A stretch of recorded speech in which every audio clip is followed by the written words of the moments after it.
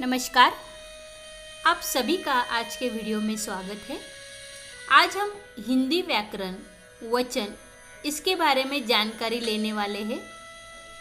वचन पहचानने के लिए महत्वपूर्ण नियम और जो बहुत ही आसान है, अगर आप उनको समझ लेंगे तो वचन आसानी से पहचान पाएंगे। तो चलिए देखते हैं वचन। शब्द के जिस रूप से उसके एक अथवा अनेक होने का बोध होता है उसे वचन कहते हैं। वचन के भेद।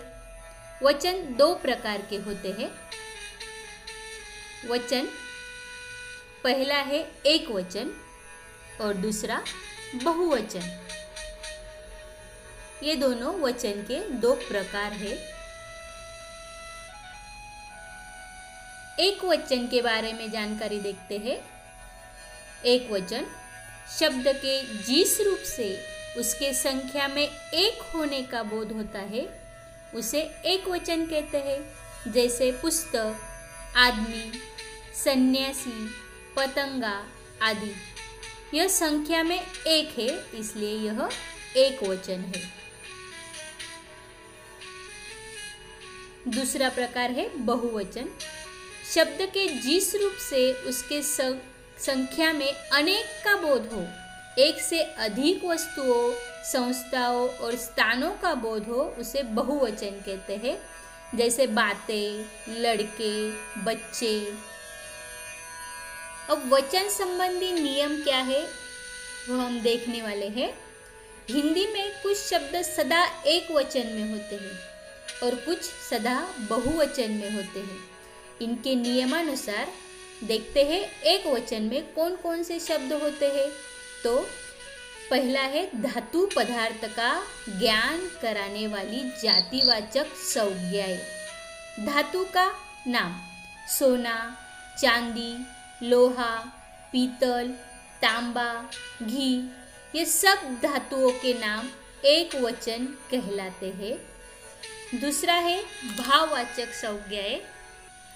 भाववाचक संज्ञाएं प्रेम, करुणा, दया, कृपा, क्रोध, घृणा, प्यार, डर, मिठास, खटास, यह सारी भाववाचक संज्ञाएं एक वचन होती है। आग, पानी, हवा, पवन, जल, वायु, वर्षा, दूध, दही, जनता, धरती, आकाश, पाताल आदि सारे शब्द एक वचन में आते हैं। चौथा है समूहवाचक संज्ञा। इसमें सेना, संस्था, सभा, गण, वृंद, संसद, प्रशासन आदि समूहवाचक संज्ञा वाले शब्द एक वचन कहलाते हैं। तो आपको बस इतना ही याद रखना है कि एक वचन में आने वाले शब्द संज्ञाएं कौन सी है। समूहवाचक, जातिवाचक, भाववाचक आदि। उसी तरह बहुवचन में भी कुछ शब्द आते हैं जो बहुवचन ही होते हैं, उनको हम एक वचन नहीं कह सकते। वो शब्द है दर्शन, समाचार, हस्ताक्षर, केश, आंसू, रोम, लोग सदैव बहुवचन में होते हैं। आदरसूचक शब्दों का प्रयोग सदैव बहुवचन में होता है। जैसे माताजी, पिताजी, दादाजी, आप आदि शब्द।